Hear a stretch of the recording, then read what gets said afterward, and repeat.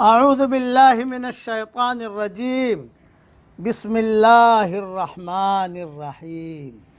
سورہ مدثر کی چند آیتیں پڑھ رہا ہوں، آیت نمبر 32 سے لے کر آیت نمبر 48 تک۔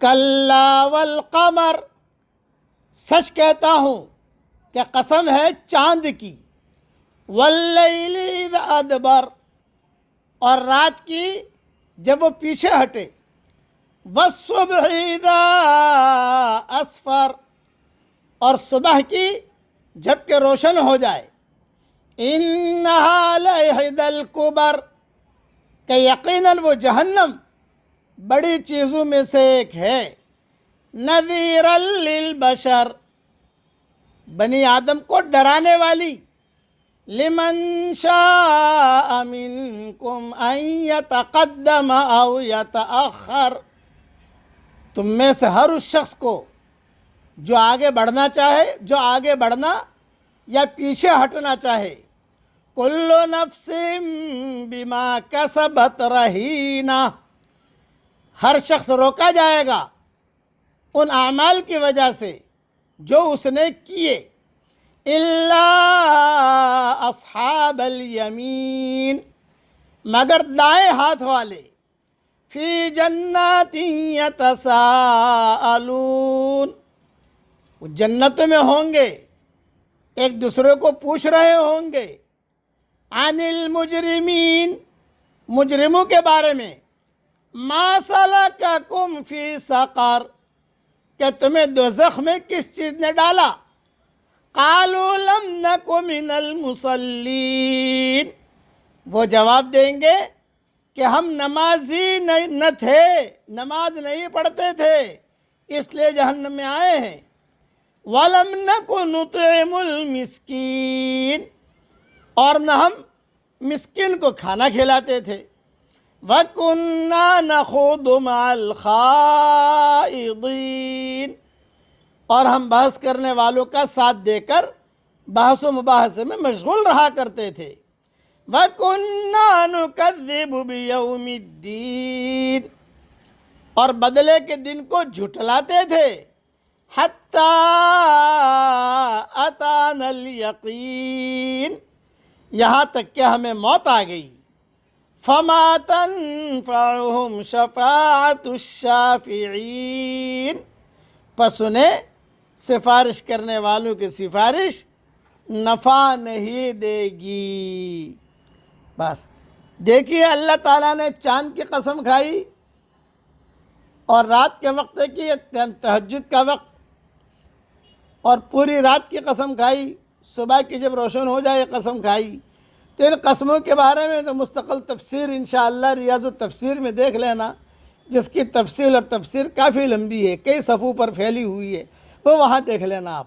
لیکن یہاں جو اللہ تعالیٰ نے مضمون بیان کیا ہے، رہن یعنی گروی رکھنے کو کہتے ہیں، یعنی ہر شخص اپنے عمل کا گروی ہے، وہ عمل اسے عذاب سے چھڑا لے گا اگر نیک ہوگا، یا اسے ہلاک کروا دے گا اگر برا ہوگا۔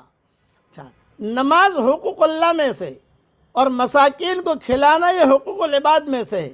مطلب یہ ہوا کہ ہم نے دنیا میں اللہ کے حقوق بھی ادا نہ کیے اور بندوں کے حقوق بھی ادا نہ کیے۔